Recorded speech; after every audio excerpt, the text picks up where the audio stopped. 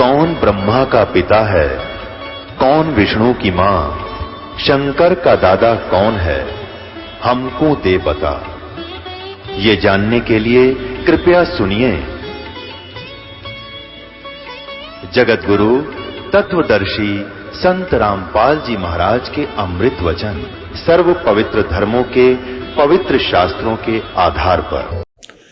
ऋग्वेद मंडल number 9 सूक्त number 96 मंत्र number 16 से लेकर 20 तक 16 से लेकर 20 तक ये क्लियर किया है कि वो परमात्मा कबीर है। वो कबीर देव अपनी कबीर वाणी के माध्यम से लोकोक्तियों अपने कबीर वाणी का में लोकोक्तियों के माध्यम से शब्दावलियों के माध्यम से ज्ञान प्रचार करता है।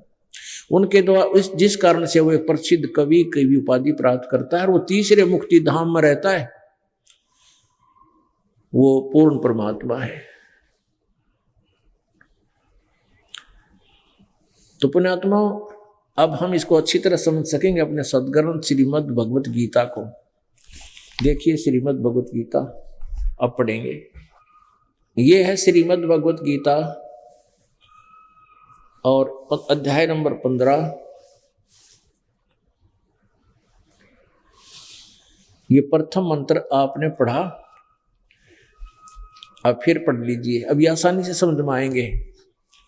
ऊर्ध्व मूल माने ऊपर को, ऊर्ध्व माने ऊपर को, आदि पुरुष परमेश्वर मूल वाले, यानी जड़ तो समझो आदि पुरुष परमेश्वर इस संसार रूपी वृक्ष के। अधः शाखम यानी नीचे को शाखा, अधः माने नीचे, ये अनुवाद गलत किया है, अधः माने नीचे, नीचे शाखा वाला संसार रूपी पीपल के वृक्ष को अविनाशी कहते हैं। वेद जिसके पत्ते कहे गए हैं और उस संसार रूप वृक्ष को जो मूल सहित तत्व से जानता है, जड़ते लेकर पत्तों से ही बता देगा। स वेदवित वह, स वेदवित वह वेद के तात्पर्य को जानने वाला है, यानी वो तत्वदर्शी संत है। अब दूसरे में क्या लिखा है कि उस संसार की तीनों गुण रूप, रजगुण ब्रह्मा, सतगुण विष्णु, तमगुण शिव जी रूप संस्कृत भी पढ़ेंगे। विषय पर वाला शाखा, अब ये तो उलझा रहे हैं। इसका अर्थ है विषय विकारों वाली ये शाखाएं हैं, यानी जो हमें यहां फंसाए रखते हैं। नीचे और ऊपर, सर्वत्र नहीं, क्योंकि पृथ्वी लोक पर यह ज्ञान बोला जा रहा था गीता का। ऊपर स्वर्ग और नीचे पाताल, केवल स्वर्ग, पाताल और पृथ्वी, इन तीनों लोकों पर फैली हुई, इन पर इनका कंट्रोल है। ब्रह्मा विष्णु महेश का इन तीनों लोकों में ही प्रभुता है।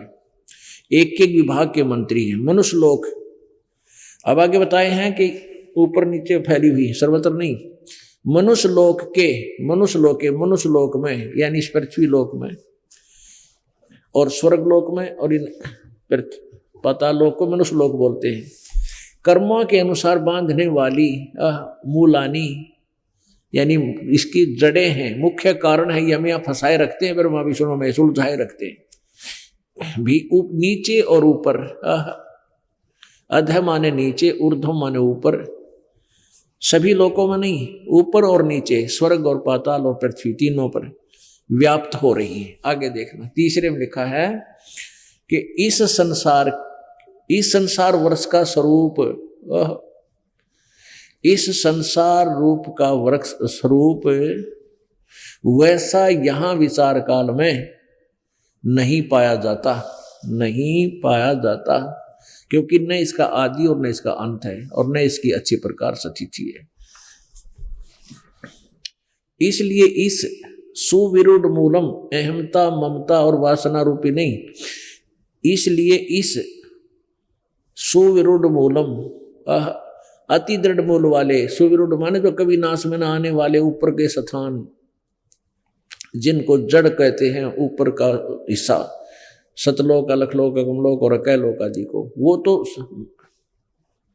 जड़ रूप परमात्मा है। दृढ़, अति दृढ़ मूल वाले संसार रूपी पीपल के वृक्ष को दृढ़ेन असंग शस्त्रेण छित्वा, दृढ़ेन माने इस अटल विधान वाले तत्व ज्ञान रूपी शस्त्र द्वारा काटकर, इन्होंने वैराग रूप शस्त्र द्वारा काटकर लिखा, ये गलत अनुवाद किया।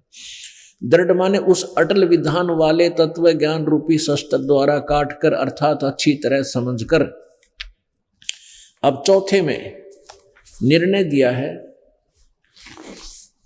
अध्याय नंबर 15 का श्लोक नंबर 4।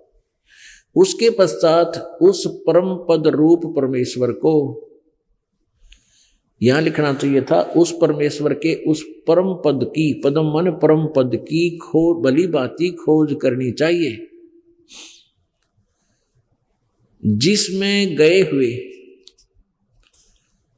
पुरुष यानी साधक फिर लौटकर संसार में नहीं आते, यानी वो पूर्ण मोक्ष प्राप्त करते हैं। और जिस परमेश्वर से इस संसार रूप वृक्ष की, इस पुरातन संसार वृक्ष की यानी सारे संसार की जिससे रचना हुई है, प्रवृत्ति विस्तार को प्राप्त हुआ, अर्थात जिसने सारे ब्रह्मांडों की रचना की है, उसी आदि पुरुष नारायण की मैं शरण हूं। इस प्रकार दृढ़ निश्चय करके उस परमेश्वर का मनन और निधिध्यासन करना चाहिए। उसी आदि पुरुष नारायण के मैं शरण हूं, यानी गीता ज्ञान दाता भी कह रहा है कि मैं भी उसी की शरण में हूं, और इस प्रकार दृढ़ निश्चय करके उसी परमात्मा की साधना करनी चाहिए। अपनात्मा गीता जी अध्याय नंबर 4 के श्लोक नंबर 5 और 9 में, अध्याय नंबर 2 के श्लोक नंबर 12 में ये गीता ज्ञानदाता कहता है कि तू और मैं अर्जुन और ये सारे जितने योद्धा सैनिक सामने खड़े हैं, हम पहले भी जन्मे थे, आगे भी जन्म होगा, तेरे और मेरे बहुत जन्म हो चुके हैं, तू नहीं जानता मैं जानता। इससे सिद्ध हुआ कि गीता ज्ञान दाता अविनाशी नहीं है, और इसकी साधना करने से वो स्थान प्राप्त नहीं हो सकता जहां जाने के बाद फिर लौटकर संसार में प्राणी कभी नहीं आते, क्योंकि ये खुद कहता है कि मेरे और तेरे बहुत जन्म हो चुके हैं। गीता ज्ञान दाता ब्रह्म है जो श्री कृष्ण जी के शरीर में प्रवेश करके प्रेत की तरह बोल रहा है। गीता जी अध्याय नंबर 11 के श्लोक नंबर 32 में बताया कि अहम कालास्मि, मैं काल हूं। श्री कृष्ण काल नहीं थे। श्री कृष्ण जी ने पहले कभी अपने आप को काल नहीं कहा और बाद में कभी काल नहीं कहा इस गीता के ज्ञान के बाद, क्योंकि इस काल ने ये युद्ध करवाना था। श्री कृष्ण युद्ध नहीं चाहता था, वो बड़े शांति प्रिय भगवान हैं, 3 लोक के मालिक, और ये काल जो है इसका उद्देश्य ही ये विनाश कराना है। इसने श्री कृष्ण के शरीर में प्रवेश किया और उसमें अर्जुन को डरा धमका के ये युद्ध करवा दिया। और ये गीता का ज्ञान वेदों वाला ज्ञान इसमें गीता जी में दिया, लेकिन कुछ अपनी भी अटकलें लगाई युद्ध करवाने के लिए। वो अब क्लियर है, स्पष्ट है, जो वेदों से नहीं मिलता। गीता जी में भी वो कुछ ज्ञान ऐसा है जो वेदों से मेल नहीं खा रहा, तो वो अपने आप ही, हम उससे कोई लेना देना नहीं। हमने वेदों वाले ज्ञान अनुसार इसको समझना, और फिर सबका निर्णय करता है 5वां वेद सूक्ष्म वेद,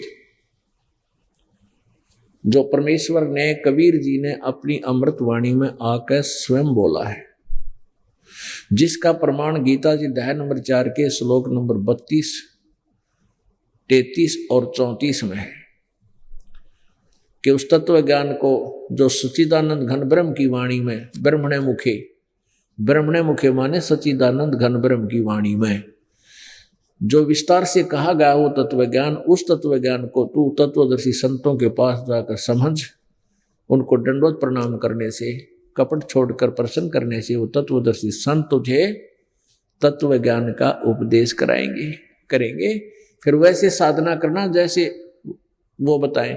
तो फिर 15वें अध्याय के प्रथम श्लोक में निर्णय भी कर दिया है गीता जी में कि वो तत्वदर्शी संत होगा कौन, कि इस संसार रूपी वृक्ष के सभी पार्ट्स ऑफ द ट्री, इस वृक्ष के सभी पार्ट्स को बता देगा, विभागों को बता देगा। स वेदवित, वो वेद के तात्पर्य को जानने वाला है, अर्थात वह है तत्वदर्शी संत है।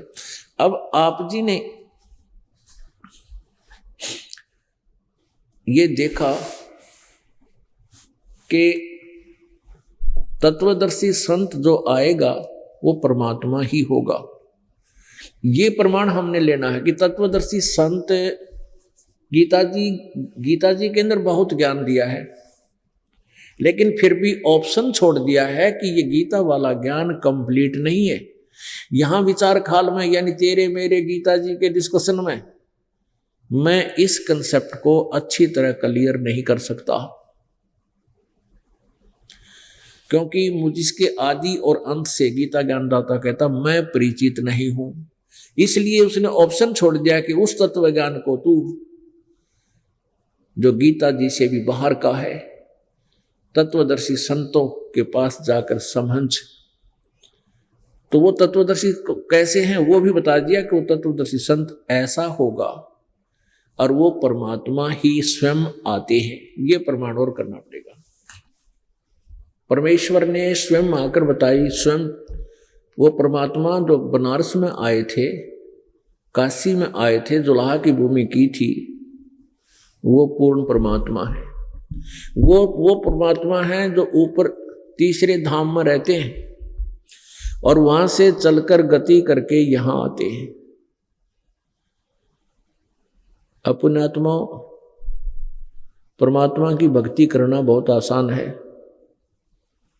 ये विश्वास होना कि हम जो साधना कर रहे हैं, जो पहले कर रहे थे, वो ठीक है या गलत है, ये विश्वास करना, ये निर्णय करना, ये कठिन हो गया था अपने लिए। अब इस दास का प्रथम प्रयत्न यही होगा कि आप जी को ये विश्वास दिला दूं कि जो साधना ये दास बता रहा है आप जी को, ये अपने सदग्रंथों अनुसार है। और जो ये ज्ञान दास आपको बता रहा है, जो परमेश्वर ने 600 वर्ष पहले अपनी सिंपल लैंग्वेज में, एक साधारण भाषा में, लोकोक्तियों के माध्यम से समझा कर, दोहों के माध्यम से, चौपाइयों के माध्यम से लिपिबद्ध करवाया था, बोला था, उसका समर्थन आज चारों वेद भी कर रहे हैं जिनको हम सत्य मानते थे। और उसी का समर्थन जो परमात्मा ने ज्ञान दिया था, उसी का समर्थन हमारे पुराण कर रहे हैं जिनको हम सत्य मानते हैं। तो जो पुराणों में लिखा था वो ज्ञान हम तक नहीं पहुंचा, और जिनको हम गुरु मानते थे, संत मानते थे, ब्राह्मण मानते थे, वो वास्तव में ब्राह्मण नहीं थे, वो वास्तव में गुरु ऋषि महर्षि नहीं थे, क्योंकि वो तत्व ज्ञान से और सदग्रंथों से अपरिचित थे। उन्होंने केवल अपना शास्त्र विधि विरुद्ध जो अनुभव किया, उस अनुभव को ही हमें सुनाया और समझाया। तो वो साधना हमारी जो उन्होंने बताई वो शास्त्र विरुद्ध थी, जिस कारण से हम आज तक भ्रम भटक रहे हैं। हमारे पूर्वज कोई पशु बन गया, कोई पक्षी, कोई भूत, कोई पत्थर, ये उन्हीं की देन है उस गलत ज्ञान की, शास्त्र विरुद्ध साधना की। तो भक्ति करना वो कठिन नहीं है। ये दृढ़ होना कि हम जो साधना कर रहे हैं फाइनल है और सही है, तो फिर परमात्मा का पाना बहुत आसान है, क्योंकि ये साधना इतनी सिंपल है। गरीब से लेकर अमीर तक, रंक से लेकर राजा तक कोई भी कर सकता है, सभी का उद्धार होगा। इसमें ना कोई ज्यादा लोग दिखावा करने की, परमात्मा ने जो भी आपके प्रारब्ध में दिया है उसी पर सब्र करा। यानी जैसी भी आपकी झोंपड़ी है, कोई मकान 1 कमरे वाला है, 2 वाला है, कच्चा है या पक्का है, इसमें घनी दौड़ धूप नहीं बनावा है कि हे भगवान मैं करोड़पति हो जाऊं। इन करोड़पतियों की दुर्गति होती दिखाऊंगा आपने। जिसके पास घनी माया उसने कति चैन नहीं, दिन और रात चैन नहीं, वो तो पागल की तरह भटकता रहता है। लेकिन हम अनजान जीव हैं, हम इस झूठे रंग में ज्यादा विश्वास करते हैं। परमात्मा हमें बताते हैं कि कबीर सब जग निर्धना धनवंता नी कोय, धनवंता सो जानिए जिस पर राम नाम धन होए। यदि आप जी के पास राम नाम का, सच्चे नाम की भक्ति का धन है, तो आप परमात्मा के दरबार में धनी हो। और जिसको आप धनी समझते हो, संसारिक संपत्ति जिसके पास भौतिक सुख है और उसके पास राम नाम नहीं है, ये सत भक्ति नहीं है, तो भगवान के दरबार में आप तो सिंहासन पर होगे और वो वहाँ बांध कर खड़ा कर रखा होगा एक अपराधियों की तरह, आप देखोगे। ये विचार याद रखना इस दास के वचन, क्योंकि परमात्मा का दिया हुआ ज्ञान है।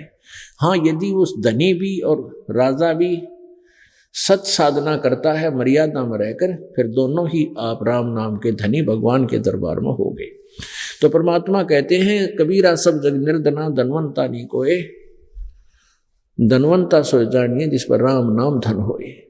तो परमात्मा हमें आकर ये शिक्षा देना चाहते थे। स्वयं एक गरीब बिल्कुल पुअर पर्सन, कति निर्धन व्यक्ति का रोल किया, कपड़ा बुनते थे, उसकी बुनाई का जो मिलती थी दिहाड़ी, बुनाई का जो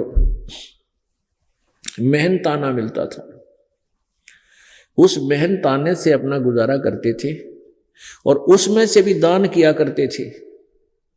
तो हमें यही सिखाना चाहते हैं, यदि तूने परमात्मा पाना है तो परमात्मा विश्वास रख और सत साधना कर, गुरु मर्यादा में रहे और माया संचन मत कर, संग्रह मत कर, या बहुत बुरी है जोड़ी हुई, या चैन दिन रात नहीं होने देगी।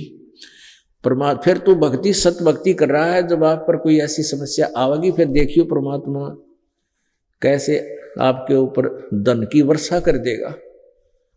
जैसे नरसिंह भगत ने परमात्मा की आज्ञा माल पालन करके साधना की थी, सारी संपत्ति को दान कर दिया था जो जोड़ रखी थी। 56 करोड़ संपत्ति थी उस समय उसकी, आज तो 56 खरब समझ लो, इतनी संपत्ति थी, और उस सब को दान धर्म कर दिया। फिर समय आया बेटी के द्योती का भात भरने के लिए जब पहुंचा,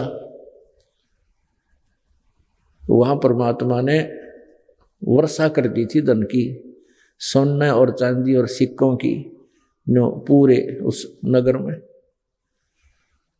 पुण्यात्मा, हम नरसिंह जी की कथा तो सुना करते थे और इस बात को सोचते थे परमात्मा ऐसा कर सकता है, लेकिन हमारे ऊपर कभी नहीं हुआ, क्योंकि हमने नरसिंह जैसा सैक्रिफाइस नहीं किया। हम उस जितना जब समर्पित हो जाएंगे, फिर आपका रोज वर्षा कर दे मालिक, रोज आपने पता नहीं क्या कर देता था। लेकिन इतना विश्वास होने, आपका इतना विश्वास हो, उसके लिए प्रयत्न किया जा रहा है कि ये परमात्मा है, ये पूर्ण ब्रह्म है, ये ऐसी ऐसी लीला करता है। जो हमारे सदग्रंथ बताते हैं वही भगवान बनारस में काशी में आया था, जिसने आज से 600 वर्ष पहले वो लीला की थी, जो आज वेद गवाही दे रहे। वेद क्या बता रहे हैं कि वो परमात्मा उपदेश करने की इच्छा से, यानी यथार्थ ज्ञान बताने के लिए सतलोक से, अपने उस लोक से चलकर गति करके नीचे आता है। अपनी प्यारी आत्माओं को, श्रेष्ठ आत्माओं को, जो अच्छी आत्माएं हैं उनको मिलता है। ऐसे मिलता है जैसे बिजली विद्युत अपने जिस पर गिर सकती है उन्हीं पर गिरती है। जैसे पहले, अभी यही नियम है, पहले कांसी और कांसी एक धातु है, शटील, जैसे शटील बोले है ना, वो धातु, कांसी पीतल, इनमें से एक धातु है, और उस धातु के बने हुए बेले थाली हुआ करते थे। अब तो वो नहीं है, हमने तो खूब प्रयोग किए हैं, तो बाद में चले हम, अभी 10-20 वर्ष से शटील गए थे, 30 वर्ष तक। तो जो बिजली है वो उस कांसी धातु पर अमूमन गिरती थी वर्षा के दिनों में। उसका कुछ ऐसा अट्रैक्शन है एक दूसरे का कि बिजली वहां आकर गिरती है। तो ऐसे ही परमात्मा उन प्यारी आत्माओं पर ही मिलते हैं जो श्रेष्ठ आत्मा होती हैं, जो भक्ति के ग्रहण करने योग्य होती है। फिर वो परमात्मा के एफिडेविट गवाह बनते हैं और अपनी अमृतवाणी रूपी वो संत फिर एफिडेविट देकर चले जाते हैं कि वो बनारस में आया हुआ धानक जो था वो पूर्ण परमात्मा है। उसके लिए वो इसलिए जरूरी थे कि वो आज हमें परमात्मा पहचानने के काम आएंगे, वो प्रमाण और ये सदग्रंथ। फिर हम भगवान को पहचान कर फिर हम बिल्कुल अडिग हो गए और सच्ची साधना करेंगे। हम किसी के भ्रमित किए हुए नहीं होंगे, क्योंकि हम जब तक स्वयं इस बात से परिचित नहीं होंगे, हमें खूब दृढ़ विश्वास नहीं होगा कि हम जो साधना कर रहे हैं ये सत्य है, तो हमें कोई भी मार्ग में यानी भक्ति के सफर में कोई भी डगमग कर देगा, तेरी साधना ठीक नहीं, तुम्हारा ज्ञान ठीक नहीं, तुम्हारे गुरु पूर्ण नहीं, उनको कोई ज्ञान नहीं, ये साधना ठीक है जो हम बताते हैं, हमारे गुरु जी बताते, तो फिर तुम डगमग नहीं होगे और सफल हो जाओगे, इन काल के दूतों के हाथ नहीं लगोगे। इसके लिए ये ज्ञान रह रह कर आपको, जैसे बच्चे न टीचर पढ़ाया करे, इस प्रकार इस दास ने आपको यह समझाना पड़ रहा है। पुण्यात्माओं, यदि ये ज्ञान इतना ना बिगाड़ रखा होता तो दास 1 घंटा सत्संग करता दिन में एक बार बस, और सिंपल सी आपको परमात्मा की कथा कहानी सुना के छोड़ देता, क्योंकि आपको सभी एक रस हो जाते, सबको एक ज्ञान हो जाता। जैसे पहले रामकृष्ण हर के गुण गाया करते थे, सभी संतुष्ट थे कि जो श्री कृष्ण राम जी के बारे में जो कथा सुनाई जा रही है ये सही है, तो उसके लिए 1 ही घंटा काफी होता था। कृष्ण सुदामा की कथा सुना दे या कृष्ण जी का जन्म की लीला सुना दे, उस समय हम गदगद हो जाया करते थे। तो हमें क्योंकि डाउट नहीं था कि ये गलत, हमें और भी कोई भगवान है, साधना और करनी चाहिए, हमें शक नहीं था इस बात का। अब हमें पता चला। तो ऐसे ही जब आप इस परमात्मा की लीलाओं से और परमात्मा के इस ज्ञान से परिचित हो गए होते, पहले ही ऐसा होता, तो 1 घंटा एक दिन सत्संग, परमात्मा की महिमा, कोई शब्द गान या कोई वाणी सुना देता, आप बस संतुष्ट रहते, क्योंकि पता था कि आप सब समझ चुके हो। लेकिन अब ये ज्ञान समझाना और एक प्रमाण देना टीचर की तरह अनिवार्य बन गया, क्योंकि आपके हृदय में यो फीड करना है, आपके अंदर जो फीड हो चुका है उसको हटाना है, आपके ऊपर जो गलत पेंट हो गया उसको रेग मार से हटाना है। तो ये सदग्रंथों के प्रमाण रेग मार है, ये आपको उस पहले वाले आपके अंदर से उस गंध को निकालेंगे, गंदे वो अधूरे ज्ञान को फेंक देंगे बाहर, और परमात्मा का यथार्थ ज्ञान फिर आपके हृदय में समा जाएगा, ये ओरिजिनल पेंट हो जाएगा। और एक बार ओरिजिनल पेंट हो गया फिर दूसरा ना चढ़ा इस पे। इसके लिए दास बार बार प्रयत्न कर रहा है कि आपको इस यथार्थ ज्ञान से इतना परिचित करा दूं कि आप स्वप्न में भी यही कहो, Kabir is God, Kabir is God, Kabir परमात्मा है, कबीर पूर्ण ब्रह्म है, वही बनारस में जो आए हुए धानक है, ये वही परमात्मा है जो सारे ब्रह्मांडों के रचना रहे। तो फिर हमें भक्ति में, साधना में कोई भी डिफिकल्टी नहीं आएगी। अब बड़ी डिफिकल्टी ये है कि मान लिया हम भक्ति कर रहे हैं, कोई आगे सिर फिरा के देख ले, ये भी कोई नाम होए, ये भी कोई भक्ति हुई, नबो तो भगवान तो निराकार है, उसके कोई कुछ ऐसे भी कहते हैं कि भगवान के मंत्र की जरूरत है को ना, बस समाधि ला ले। तो ये ब्रह्म माटी तो पहले हमारी करे रखी थी ना, ये तो ब्रह्मणा हमारे अंदर पैदा पहले ब्रह्म दुरुक्ति कर रखी थी, कोई कुछ साधना बता रहा था, कुछ साधना बता रहा था। अब हम अपने सदग्रंथों अनुसार साधना करेंगे, शास्त्र विधि अनुसार, तो हम सफल होंगे। तो उसके लिए आपको दिखाना चाहते हैं कि वो परमात्मा सतलोक से चलकर आता है, अपनी प्यारी आत्माओं को, जो अच्छी आत्माएं हैं उनको मिलता है। उद्देश्य क्या होता है कि तत्व ज्ञान बताना। तो उसके लिए हम अपने सदग्रंथों यानी वेदों का सहारा लेंगे। पुण्यात्माओं,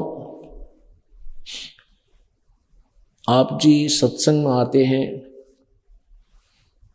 सत्संग में आने का उद्देश्य आपको खूब पता है। जैसे एक स्वस्थ प्राणी को भूख लगती है, एक स्वस्थ प्राणी को भूख लगती है, सुबह आहार कर लिया तो शाम को भूख लगेगी, और यदि सुबह आहार कर लिया शाम को भूख लगी नहीं तो समझ लीजिए आप अस्वस्थ हो चुके हैं। आपकी भोजन में अरुचि होगी तो आप अस्वस्थ हो चुके हो, चाहे बदहजमी होगी हो या कोई बुखार जबर आने वाला है। तो उसका इलाज क्या है? अब औषधि खानी पड़ेगी, वो कड़वी कुनीन खानी पड़ेगी, ना चाहते हुए भी फांकी मारनी पड़ेगी, और फिर औषधि खाने से फिर जबर कम होगा, और जबर उतर जाएगा तो फिर भूख उसी तरह लगेगी। तो आप जी पहले आए, सत्संग सुना, 10-15 दिन में फिर आए हो, फिर भी सत्संग सुनने आए हो, तो जो खाना मान लीजिए कुछ आहार, जैसे हम सुबह रोटी खाते हैं तो रोटी अन्न तो वही होता है, सब्जी में परिवर्तन थोड़ा बहुत हो सकता है। और जब सही भूख लाग रही हो, सुबह भी रोटी मिल जाए और शाम में भी रोटी सब्जी की आवश्यकता है, ना समझे। परमात्मा कहते हैं चाहे सूखी हो, चौपड़ भी ना रखी हो, तो वो भी स्वादिष्ट लगती है, तो आप समझते हैं। तो इसी प्रकार जो ज्ञान हमने आपको पहली बार भी दिया था, लेकिन उस समय इसी ज्ञान का कुछ आधार और था, ये प्रमाण किसी और दृष्टिकोण से होते हैं, और आज भी दे रहे हैं, और सुबह भी दे रहे हैं, शाम को भी दे रहे हैं। और आपके मन में अगर ये आता है कि गुरुजी ने पिछली बार भी यही ज्ञान सुनाया था और आज भी वही ज्ञान सुनाया है, तो आपको अरुचि होगी भगवान में, आपके अंतःकरण में कोई दोष आ चुका है, आपके जो है ना, ये आप अस्वस्थ होगी भक्ति आपकी। तो ये मन में आना भी गलत है, क्योंकि हमने परमात्मा का गुणगान सुनना है। सत्संग का उद्देश्य, हमारे कुछ ऐसे पाप हैं जो सत्संग सुनने मात्र से इकट्ठा करते हैं, ये ज्ञान यज्ञ है, तो ये भी उद्देश्य रहना चाहिए। और परमात्मा की महिमा दिन में 100 बार चले, कितनी बार सुन लिया उतनी अच्छी लगनी चाहिए।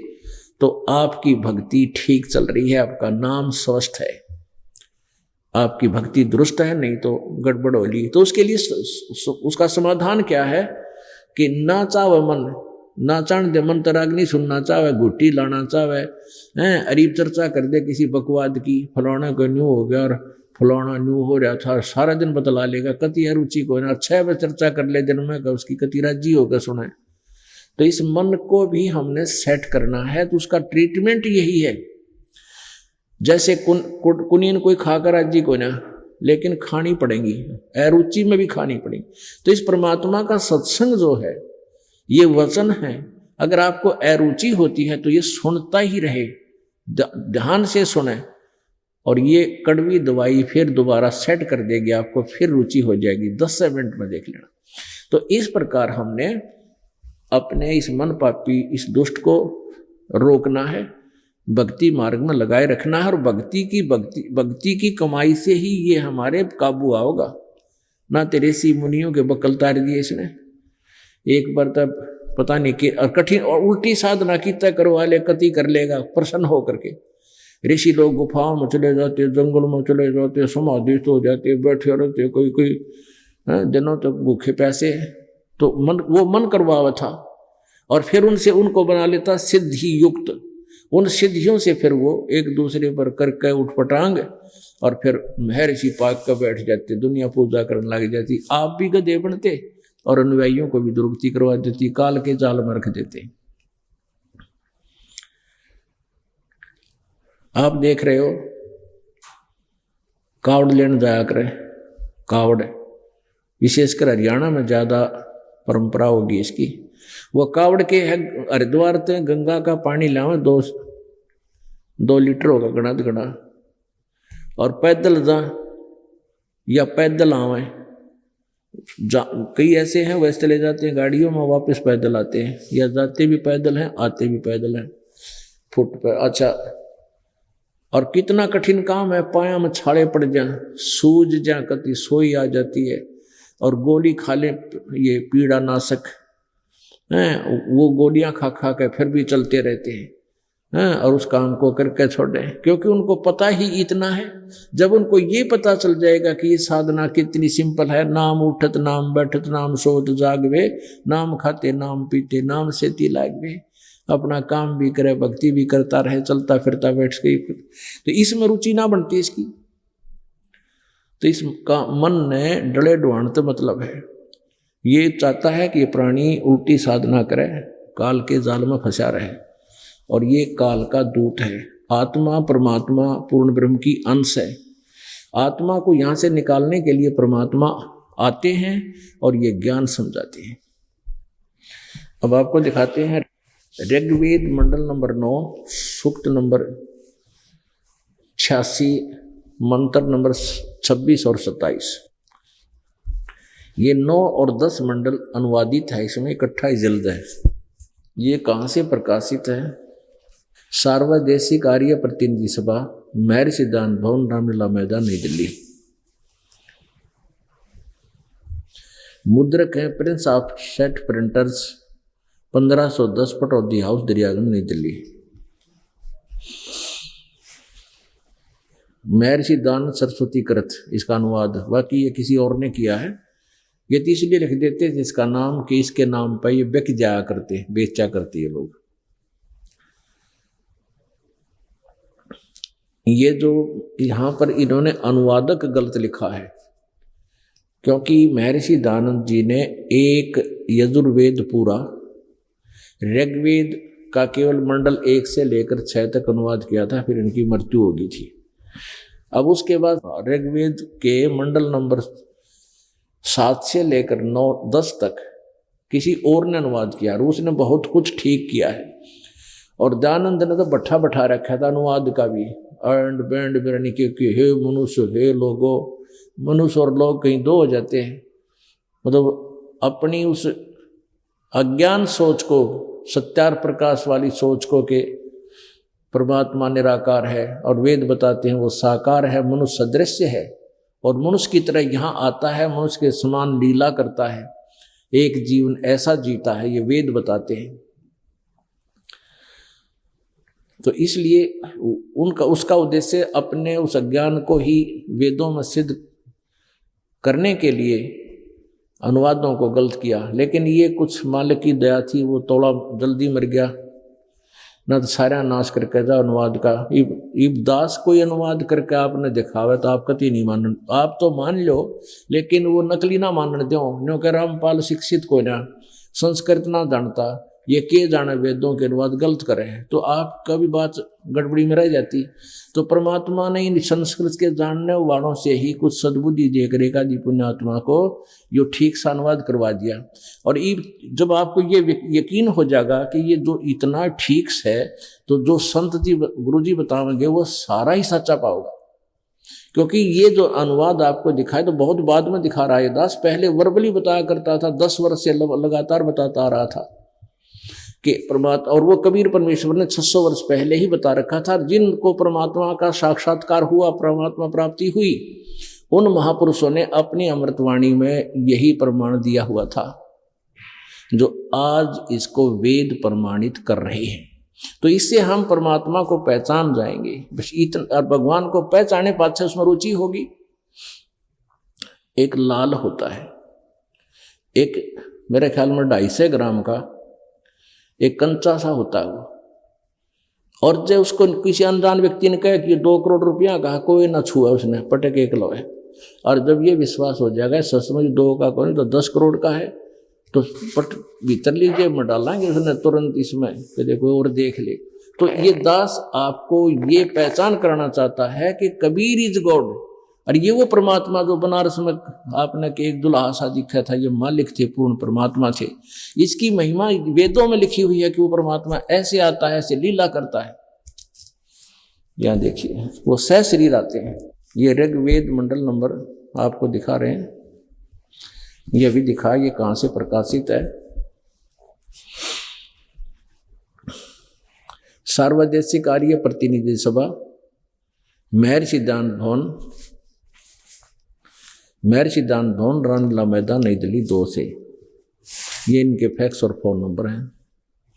यहाँ इन्होंने गलत लिखा है कि इसका भाषा भाषी, आर्य भाषा भाषी, यानी अनुवाद महर्षि सिद्धांत सरस्वती नहीं किया इन दोनों का, ये किसी और ने किया है। फिर भी देखो,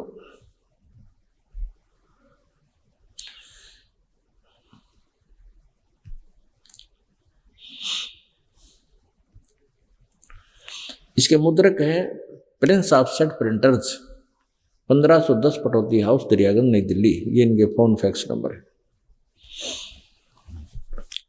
इसमें हम आपको ले चलते हैं ऋग्वेद मंडल नंबर 9 सूक्त नंबर 86 में।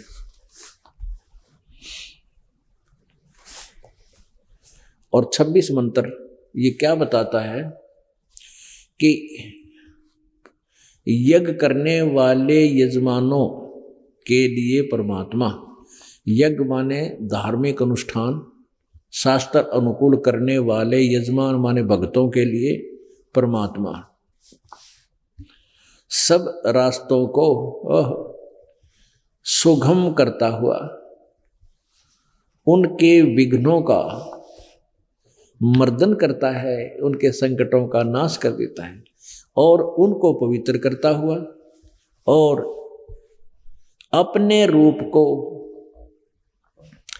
यानी साकार है ना भगवान, इनके शब्दों में अपने रूप को सरल करता हुआ वह कांति में परमात्मा सर्वज्ञ लिखा। कवि, हम इसको कबीर देव, वो कबीर देव विद्युत के समान यानी बिजली की तरह क्रीड़ा करता हुआ वर्णीय पुरुषों को यानी श्रेष्ठ आत्माओं को प्राप्त होता है, मिलता है।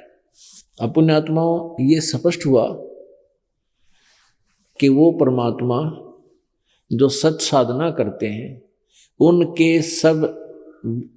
उनके रास्तों को सुगम करता है, उनकी बाधाओं को टालता है और उन पर आने वाले संकटों का निवारण करता है।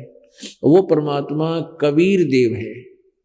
वो कबीर देव, जैसे कवि, अब कबीर देव, हम इसको कबीर देव माने परमेश्वर, और हम कबीर जैसे संस्कृत में जो कबीर है, कबीर देव है। जैसे ऋग्वेद मंडल नंबर 9 और सूक्त नंबर 20 का मंत्र नंबर 1 में कबीर देव लिखा, ये देखिएगा।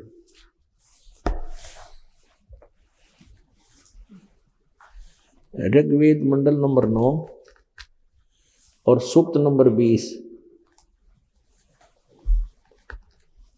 इसका मंत्र नंबर 1 आपको दिखाते हैं। इसमें स्पष्ट है, ये लिखा पर कबीर देव, यो कबीर देव है। देव माने परमेश्वर और कबीर, ये कबीर को कवि कहते हैं। हम कबीर देव सीधा लेने लगे कबीर देव, क्योंकि वो कवि कहलाता है। अपनी बात, अपनी ज्ञान को लोकोक्तियों के माध्यम के बोलने से वो कवि कहलाता है परमात्मा। यो कबीर देव नाम उस भगवान का, कबीर देव। तो यो हम इसको कबीर, हम वै को वै बोलते हैं, वेदों को वेद बोलते हैं अपने लोकल लैंग्वेज में। तो कबीर देव, हम इसको कबीर साहब कहने लगे। साहब को चाहे देव को हो, भगवान को हो, गॉड को हो, तो हम इसको कबीर देव, यानी ये चाहे संस्कृत के ज्ञाता इसको कवि बना दें तो कवि, वो कवि तो कवि हम फिर भी कहना पड़ेगा, वो तो लोकोक्तियों के माध्यम से कवि रूप में प्रकट होता है जो भगवान, जो यहाँ कविताओं के माध्यम से, अपनी लोकोक्तियों के माध्यम से उस यथार्थ ज्ञान को जो प्रचार करता है, वो परमात्मा, उसका नाम ही कबीर साहब है। हम उसको कबीर साहब बोलते हैं। तो संस्कृत में वेद उसको कबीर देव कहते हैं कि वो कवि साहब ये कवि साहब मान लें, जो ज़्यादा एंड करते हैं संस्कृत में। व्याकरण ऐसे है, व्याकरण नहीं जानता, व्याकरण क्या कर लेगी इसमें। अब तुम कवि कह, हम कबीर साहब कहें, तुम कवि साहब कह दो। वो जो परमात्मा लोकोक्तियों के माध्यम से आकर के ज्ञान देता है, कविताओं के माध्यम से एक प्रसिद्ध कवि की उपाधि भी पाता है, वो पूर्ण परमात्मा है। वो बनारस में आया था, हम वो कहते हैं वो ही है वो कवि देव। तू जिसने तुम कवि को हो, हम उसने कबीर साहब कहा। इतनी सी बात है। अब ऋग्वेद मंडल नंबर 9 देखिएगा। ऋग्वेद मंडल नंबर 9 सूक्त नंबर 86 का मंत्र नंबर 26 आपने पढ़ लिया। 86 का मंत्र 26 पढ़ लिया कि यज्ञ, ये देखो यहां भी कबीर अत्यो, यहां भी कबीर लिखा है, ये कबीर देव है, कबीर अत्यो, हम इसको कबीर देव कहने लगे, कबीर साहब है। इन्होंने इसका अर्थ यहां लिख लिया, संधि छेद कबीर कर दिया, कबीर कवि ही, हम इसको कबीर देव लिख दें यहां पर, वो कवि साहब है, कबीर साहब, नथिंग एल्स। यज्ञ करने वाले यानी धार्मिक अनुष्ठान करने वाले यजमान माने भक्तों के लिए परमात्मा सब रास्तों को सुगम करता हुआ, यानी उनके सब दुखों का, उनके रास्ते खोल देता है भक्ति के, उनके विघ्नों को यानी संकटों को मर्दन करता है, सत्साधना करते हैं उनकी, और उनको पवित्र करता हुआ, और अपने रूप को, परमात्मा साकार है, अपने रूप को, क्योंकि सतलोक में उसका रूप बहुत तेजों में है, एक रूप में करोड़ सूर्य करोड़ चंद्रमा मिला दी, इतना तेज है उनका, लेकिन उसको हल्का तेज पुंज का बनाकर, तेज पुंज अलग से रूप बनाकर, हल्का रूप बनाकर अपने रूप को सरल करता हुआ, यानी हल्का तेज पुंज का रूप बनाकर वह कांति में परमात्मा, वह कबीर देव, कबीर यो कवि लिखे ना, हम इसको कबीर देव कहें, वो कबीर देव विद्युत के समान क्रीड़ा करता हुआ वर्णीय माने श्रेष्ठ पुरुषों को, अच्छी आत्माओं को प्राप्त होता है। अब यहां थोड़ा सा और कंसेप्ट क्लियर करते हैं इन्हीं के द्वारा। जैसे कहीं पर यजुर्वेद की महिमा गाई जा रही हो, लिखी हुई हो, तो वहां केवल यजु भी लिखा हो, यजुहु, तो वो भी यजुर्वेद ही समझा जाता है। जैसे इसमें यजुर्वेद है, ये यजुर्वेद है, ये ऊपर लग रहा है, इसको यहाँ दो अपसर्ग लगा के अलग अलग कर सकते हैं, यजुवेद, यजुहु कहते हैं इसको।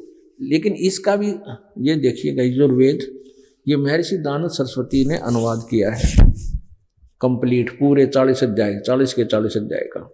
ये कहाँ से प्रकाशित है?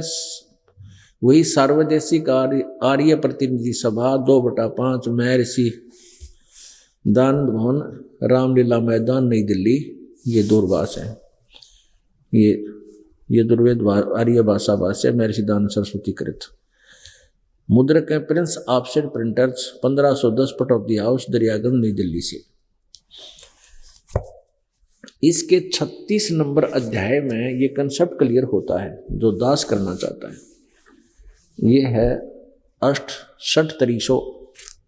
षट्त्रीसा अध्याय आरंभ, ये 36वां अध्याय, 36 से यानी 36, 36 माने 36। इसका प्रथम मंत्र है, इसमें रचम वाचम पर पधे मनो यजु, ये यजु शब्द है। इसका अनुवाद करते समय स्वामी जी ने खुद ही यहाँ पर कंप्लीट किया, यहाँ केवल यजु लिखा है, ये देखना, यहाँ पर अनुवाद करते समय ये केवल यजु शब्द है, यजुहु मूल संस्कृत में, तो इन्होंने यजुर्वेद लिख दिया। ये बिल्कुल ठीक है, क्योंकि अगर ये न्यू नहीं लिखेंगे तो इस यजु का अर्थ क्या करेंगे? ये समझाना पड़ेगा कि यहाँ केवल यजुर जो लिखा है ये यजुर्वेद की तरफ संकेत है, ये यजुर्वेद के विषय में जानकारी है। तो यजुर्वेद, अब जैसे आपने ऋग्वेद मंडल नंबर 9, ये देखिएगा, ऋग्वेद मंडल नंबर 9 सूक्त नंबर 86, यहाँ देखना, और इसका ये 26 नंबर मंत्र आपने देखा, इसमें लिखा है कि निर्जनम हरियत है कबीर अति। इस कबीर का इन्होंने ऐसे लिख दिया, यो कवि बना दिया, कवि ही। हम इसको कबीर देव लिख दें, यहाँ पर कबीर देव, वह ही लिखें और कबीर देव लिखना। जैसा कि आपने यहाँ देखा ऋग्वेद मंडल नंबर 9 सूक्त नंबर 20 के मंत्र नंबर 1 में ये लिख रहा है क्या? कबीर देव। तो हम इसको ऐसे ही लिख दें,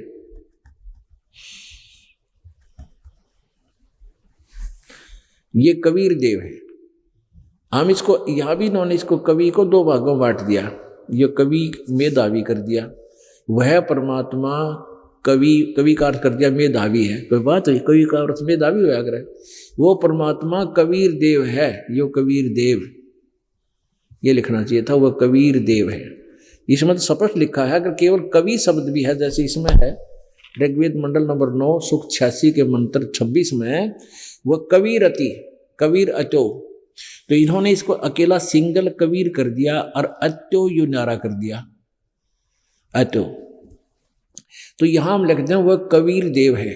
अब देखना, यज्ञ करने वाले यानी धार्मिक अनुष्ठान करने वाले भक्तों के लिए, यजमानों माने भक्तों के लिए परमात्मा सब रास्तों को सुगम करता हुआ उनके विघ्नों को मर्दन करता है, सारे संकट निवारण कर देता है, न खत्म कर देता है, और उनको पवित्र करता हुआ और अपने रूप को सरल करता हुआ वह कांति में परमात्मा कबीर देव, हम यहाँ लिखते हैं कबीर देव, जैसे यजुर्वेद लिखा, यजु के स्थान या यजु था, उन्हें यजुर्वेद लिखना पड़ा, ऐसे ही कबीर देव विद्युत के समान क्रीड़ा करता हुआ वर्णीय पुरुषों को, श्रेष्ठ आत्माओं को, अच्छी आत्माओं को प्राप्त होता है, मिलता है। कहाँ रहता है वो? 27 में लिखा है, गणना नहीं यहीं से पढ़े, जो परमात्मा ध्रुवलोक के, ये प्रकाश पुंज परमात्मा यानी तेज पुंज का भगवान है वो, तेज पुंज कहो चाहे प्रकाश पुंज कहो, जो परमात्मा ध्रुवलोक के तीसरे पृष्ठ पर विराजमान है, जो वहां रहता है तीसरे पृष्ठ पर, वहां से चलकर आकर मिलता है, प्रकाश रूप है। अब इसका कंसेप्ट क्लियर होगा अब आपको। ऋग्वेद मंडल नंबर 9 सूक्त नंबर 82 में, ये है 82 नंबर, ऋग्वेद मंडल नंबर 9 सूक्त 82, ये यहां से प्रारंभ होता है, यहां से 21वां सूक्त समाप्त हुआ, ये 82वां यहां प्रारंभ होता है। इसका प्रथम मंत्र, इसमें क्या लिखा है? जो सर्वोत्पादक प्रभु, सबका उत्पन्न करने वाला परमात्मा, प्रकाश रूप यानी तेजों में श्रेय युक्त है, सद्गुणों की वृष्टि करने वाला, पापों का हरण करने वाला, वह राजेव, राजा के समान, राजा के समान दर्शनीय है, दर्शनीय माने देखने जोगा यानी साकार है, और वह पृथ्वी आदि लोकांतरों के चारों ओर शब्दमान हो रहा है। वह वर्णीय पुरुषों को जो दृढ़ भक्त हैं उसको पवित्र करता हुआ प्राप्त होता है, यानी उनको वो देखने जोगा है, साकार है, हमने इसे यहाँ सिद्ध करता है। और वह वर्णीय पुरुष जो कि दृढ़ भक्त हैं, जो सच्चे भक्त हैं, डगमग नहीं होंगे उनकी ज्ञान को सुनकर, उसको पवित्र करता हुआ उनको मिलता है, प्राप्त होता है। जिस प्रकार विद्युत स्नेह वाले स्थानों को प्राप्त आधार बनाकर प्राप्त होता है, यानी जैसे आकाशीय बिजली काशी के पात्र पर ही गिरती है, इस प्रकार उन अच्छी आत्माओं पर ही वो परमात्मा अचानक आता है। अब दूसरा मंत्र, हे परमात्मन, उपदेश करने की इच्छा से आप, यानी यथार्थ ज्ञान देने के लिए आप महापुरुषों को प्राप्त होते हो, इस उद्देश्य से आते हो आप यहाँ पर। आप अत्यंत गतिशील पदार्थ के समान हमारे अध्यात्म यज्ञ को प्राप्त होते हो, यानी बहुत तेज चल कर, यानी बहुत स्पीडता आते हो, गति से आते हो। आप सर्वज्ञ हैं, यूँ कर दिया काम।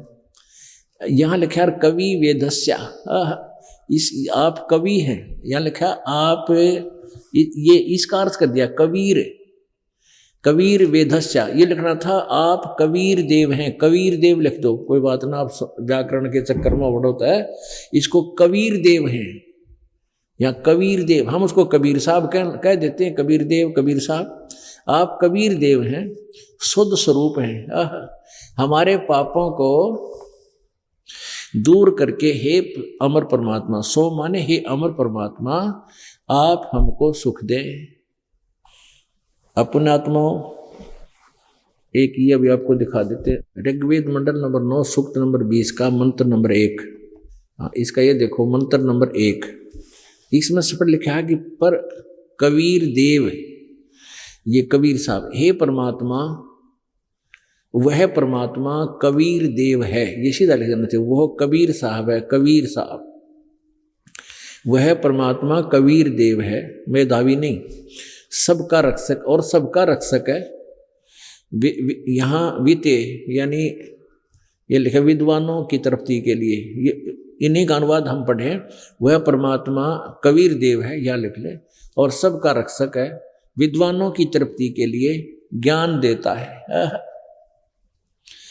वह परमात्मा कबीर देव है और ज्ञान की, विद्वानों की तृप्ति के लिए वह ज्ञान देता है, वहां से चल कर आता है, सहनशील है और दुष्टों, संपूर्ण दुष्टों को संग्रामों में तिरस्कृत करता है। हमारा जो उद्देश्य आज के सत्संग का था वो ये है कि वो परमात्मा सतलोक से चलकर आता है, अपने यथार्थ ज्ञान को वो स्वयं ही बताता है, और अन्य जो संत ऋषिजन होते हैं काल प्रेरणा से वो पूरे ब्रह्मांड को, पूरे विश्व को शास्त्र विधि से विपरीत ज्ञान देकर उनके जीवन को नष्ट कर रहे होते हैं। और वो परमात्मा हमारा पिता है, हम सभी उसकी आत्माएं हैं, और वो परमेश्वर अपनी आत्माओं को इस काल के जाल से निकालकर, इस महाकष्टमय लोक से निकालकर सतलोक ले जाने के लिए आता है। काल भगवान का और परमेश्वर का एक अनुबंध है कि काल ने ये कहा था कि परमात्मा जो प्राणी आपका ज्ञान सुने, आपके ज्ञान को सत्य माने और पूरा विश्वास करके आपके द्वारा बताए गए भक्ति मार्ग को ग्रहण कर लेगा, उसको मैं छोड़ दूंगा। और हे परमात्मा जो आपका ज्ञान माने नहीं, हमारे ज्ञान को जो माने तो वो हमारे पास रहना चाहिए, उसको आप मत ले जाना। तो परमात्मा ने इसीलिए आकर के ये ज्ञान आधार बनाया कि जो मेरे ज्ञान को स्वीकार कर लेगा उसको मैं काल से बाहर कर दूंगा, और यहाँ रहेगा जब तक उसको सारे सुख दूंगा, क्योंकि तो सर्व सुख संपन्न परमात्मा है। उसके हाथ में हमारी सब कलम है, हमारे प्रारब्ध में नहीं भी कोई वस्तु है वो लिख देगा, हमारे प्रारब्ध में कोई पाप ऐसा भयंकर है जो हमें हानि करने वाला, उसको काट देगा, कैंसिल कर देगा। तो परमात्मा की साधना अब तक जो हम कर रहे थे वो पूर्ण परमात्मा की नहीं थी, जिससे हमें कोई लाभ नहीं हो रहा था। साधनाएं भी करते थे, भक्ति भी करते थे, और कष्ट ज्यों का त्यों आ जाता था। तो इसलिए परमेश्वर ने स्वयं आकर के जिन पुण्य आत्माओं, वरिष्ठ आत्माओं, श्रेष्ठ आत्माओं को वो मिले, उनमें से उन महापुरुषों ने, में कौन कौन है, आदरणीय मलुकदास जी, आदरणीय धर्मदास साहिब जी, आदरणीय नानक साहिब जी, आदरणीय दादू साहिब जी, आदरणीय गरीबदास साहिब जी, छुडानी के अंदर, तो हरियाणा जिला में, हरियाणा प्रांत में, जिला झज्जर के अंदर एक छुडानी गांव है, वहां पर आदरणीय संत गरीबदास जी, और उत्तर प्रदेश के अंदर गांव खेखड़ा, मेरठ में, जिला मेरठ में गांव खेखड़ा में आदरणीय गीसा साहिब जी को, इन श्रेष्ठ आत्माओं को परमात्मा सतलोक से चलकर तेज गति से आकर के उनको मिले, उन श्रेष्ठ आत्माओं को। उन्होंने फिर बताया कि तुम कौन राम का जब तेजापम, गरीबदास जी ने कहा है, और तात कटे न ये तीनों तापम। इसलिए तुम्हारे प्रारब्ध में जो लिखे हुए वो दुख, और साथ में जो अन्य को जंतर मंत्र, छू मंत्र, कोई देव रुष्ट हो जाना, कोई पत्थर रुष्ट हो जाना, और जो साधनाएं तुम कर रहे हो उनसे वो भी ना ठीक होते। इसलिए तुम कौन राम का जाप कर रहे हो, तुम किस भगवान की भक्ति कर रहे हो जिसे तुम्हारे संकट भी निवारण नहीं होते।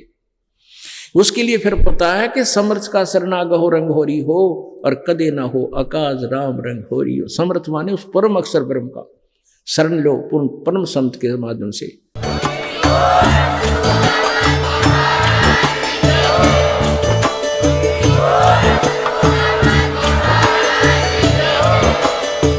सुन रहे थे जगत गुरु तत्वदर्शी संत रामपाल जी महाराज जी के मंगल प्रवचन। अधिक जानकारी के लिए विजिट कीजिए हमारी वेबसाइट www.jagatgururampalji.org।